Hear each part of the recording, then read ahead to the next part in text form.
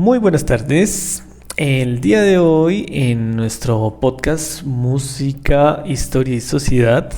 vamos a hacer análisis de un artículo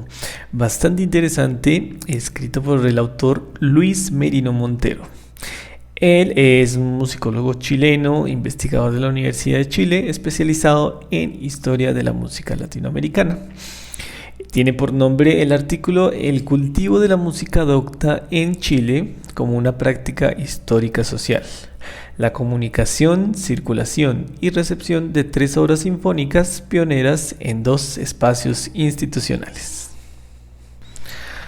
A continuación vamos a hablar principalmente de 3 obras seleccionadas por, en este caso, el autor,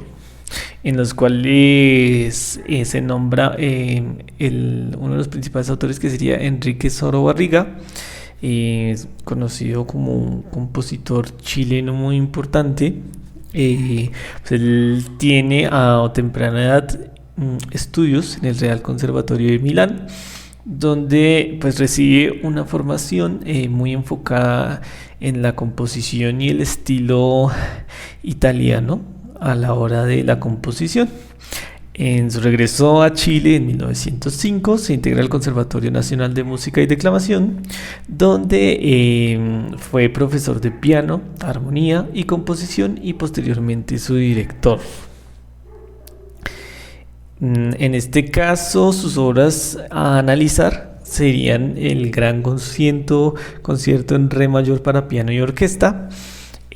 compuesto en 1918 y estrenado el 10 de mayo del mismo año. También tenemos la Gran Sinfonía Romántica en la mayor, compuesta 3 años después, en 1921, y estrenada el 6 de mayo del mismo año. Asimismo, hablaremos también sobre Luigi Stefano Giarda, también uno de los compositores a los cuales nos vamos a referir en este artículo. También fue estudiante del Conservatorio de Milán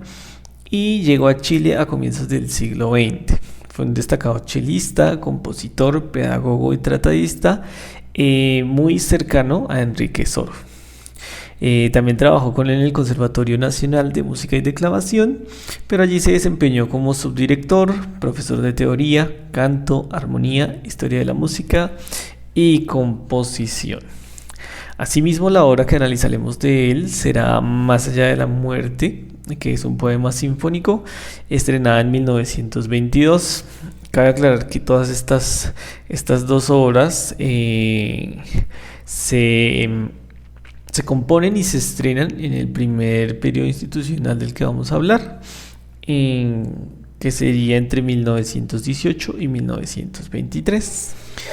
Bueno, considero que en este artículo el autor nos propone estudiar la música no solo desde una percepción, una perspectiva netamente estética como venía siendo anteriormente el arte, sino viendo la música como parte de un contexto social, de un sistema cultural, y viendo también como las instituciones que pueden ayudar o conformar parte de la comunicación efectiva de la música en ese entonces. Cabe señalar que en ese momento en Chile teníamos falta de orquestas estables. La infraestructura en esa época pues creo que era bastante escasa, y la música docta o académica, como se llama, era enfocada principalmente hacia las élites culturales, hacia la gente con mucho poder o influencia, o en su caso dinero también. Y cabe aclarar también que pues entraba de pronto la mal llamada clase media también, que tenía pues de pronto también un poco más de poder y ya estaba por integrarse a esos grupos de élite que estaban en esa época. Cabe también aclarar que el Conservatorio Nacional de Música y Declamación, en donde trabajaba Enrique Soro y Luigi Giarda, pues eran como un referente tanto estilístico, compositivo, artístico de la música docta en Chile en esa primera instancia, esa primera época institucional en la que se refiere el autor. Entonces, por ello también creo que se enfoca mucho el estilo compositivo de él, de ellos en particular, muy,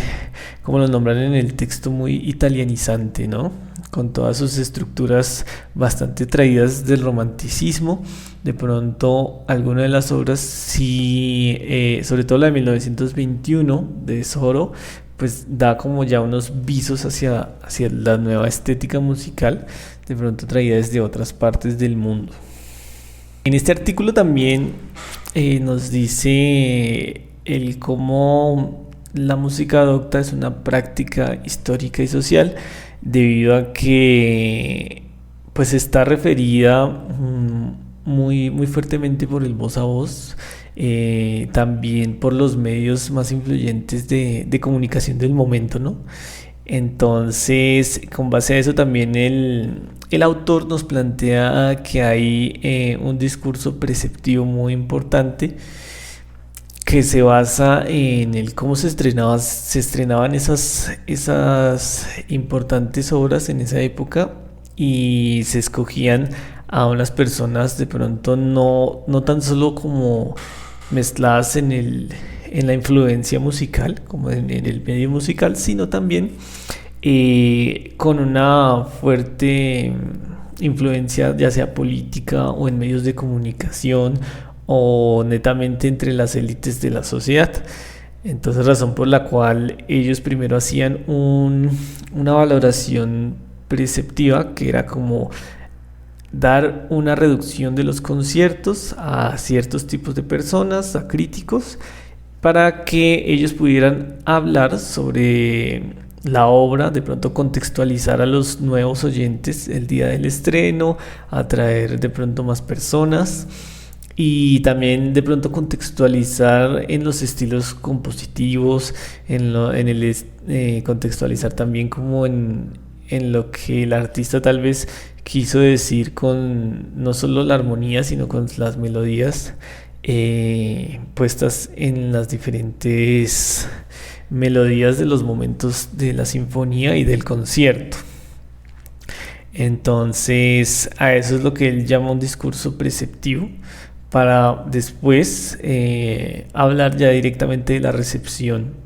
del público el día del concierto, que sería el periodo después de, ¿no? En donde pues también se puede dar una idea de lo que el público buscaba y un análisis de pronto de la composición, del estilo. De pronto también se ven algunos críticos de pronto inconformes con ese estilo compositivo tan de la época romántica y buscando tal vez de pronto unos visos nuevos de sonoridades no exploradas o cosas deslumbrantes para la época. Y posteriormente ya hablaríamos de la institución valorada entre 1928 y 1950, que es este segundo periodo en donde el autor pues, nos quiere mostrar otra época de la música en Chile, que empieza con la reforma del Conservatorio Nacional en 1928, liderada por el Domingo Santa Cruz Wilson. Pues digamos que en esta época la Universidad de Chile se nos convierte como en el nuevo eje del campo musical, como dictaminando así una forma compositiva y una estructura musical muy diferente a lo que venían acostumbrados en Chile en estos momentos, relegando, digamos, de alguna manera a Soro y a Yarda por tener una estilística compositiva diferente. Y se impone una nueva orientación más germánica, más el estilo de Bach, Wagner, Strauss, sobre ese estilo, digamos que de alguna manera italianizante que venían manejando los compositores anteriormente nombrados. Entonces el autor también nos habla de que hay pues unas contingencias de valor, em, dando así como el valor de una obra, no solo a su valor como arte, como música en este caso, estéticamente pura, sino siendo parte como de un constructo social a la hora de que un eje institucional la denomine como válida o inválida según las características de la época y de la institución, ¿no? Entonces, creo que esa es una parte muy interesante del artículo, porque nos demuestra que en la historia de la música también se suelen haber como este tipo de exclusiones, silencios tal vez y disputas por una legitimidad cultural que en este caso la da una institución o la retira según la época, ¿no? Digamos que restándole así valor puede ser a obras que de verdad tengan un contenido muy bueno, pero que no estaban reconocidas por las instancias de la época. Entonces, posterior a esto, Soro ya fue incorporado al canon y fue premiado y condecorado más adelante, mientras que Yarda fue relegado pues como un exilio musical, por decirlo de alguna manera, y marginado durante años como un símbolo del pasado por esta nueva élite musical, entre comillas. Y ya como una serie de conclusiones o para finalizar este interesante charla sobre este artículo también elaborado, podría definir que pues la música docta chilena fue desde el inicio una práctica no solo artística, sino bastante social, marcada por redes de poder, por las instituciones más fuertes del momento y también por los discursos culturales, por así decirlo, de los medios que hacían este tipo de cosas, ¿no? Nos muestra también que el discurso preceptivo desempeñó un papel clave, digámoslo así, en la educación de la percepción estética del público, creando como un canon, como un estereotipo de lo que pues, se debe percibir y recibir, ¿no? Como lo que se debe aceptar como algo de calidad artística y musical o por lo contrario, algo que no. Y asimismo,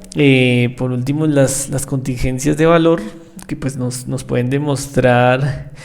que la memoria musical no es siempre, no toda está como bien establecida y estructurada y que pues se depende mucho de la autoridad institucional del momento para saber qué se recuerda, qué se valora y qué no.